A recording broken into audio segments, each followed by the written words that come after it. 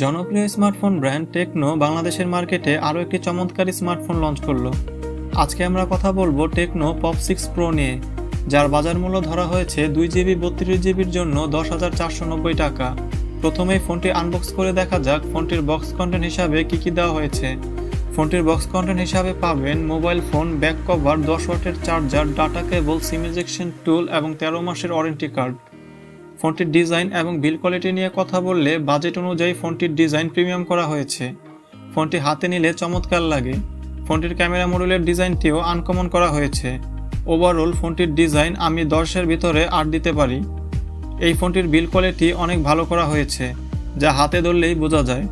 ফোনটির ডান সাইডে power button, volume up and down button ব্যবহার করা হয়েছে। ফোনটির পাওয়ার বাটনটি ফিঙ্গারপ্রিন্ট সেন্সর হিসাবে কাজ করবে। ফোনটির বাম সাইডে একটি সিম কার্ড ট্রে ব্যবহার করা হয়েছে, যেখানে 2টি সিমের সাথে একটি মেমোরি কার্ড ব্যবহার করতে পারবেন। ফোনটির নিচে speaker grill, micro SB port, microphone এবং হেডফোন জ্যাক ব্যবহার করা হয়েছে।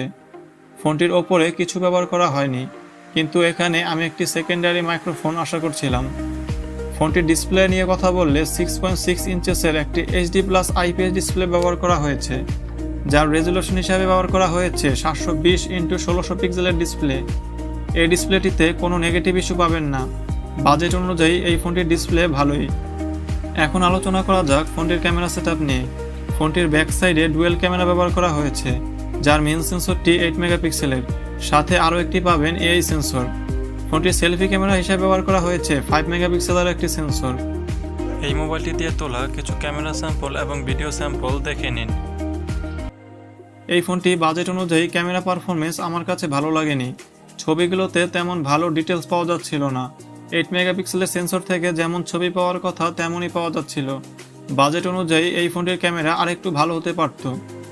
এই ফোনটিতে চিপসেট হিসেবে ব্যবহার করা হয়েছে মিডিয়াটেক হেলিও A22। এটি একটি 12 ন্যানোমিটারে তৈরি করা চিপসেট, যার clock speed up to 2 GHz। MediaTek A22 budget রেঞ্জের চিপসেট। এটি দিয়ে আপনার ডে টু লাইফের নর্মাল কাজগুলো আরামেই করতে পারবেন, কিন্তু হেভি ইউজ করলে এই চিপসেটটি সামলাতে পারবে না।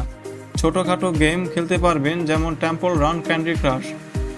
এই ফোনটিতে ব্যাটারি হিসেবে ব্যবহার করা হয়েছে 5000 mAh একটি বিশাল ব্যাটারি, যা দিয়ে নর্মাল ইউসেজে 1 থেকে 1.5 দিন ফোনটি ব্যবহার করতে পারবেন।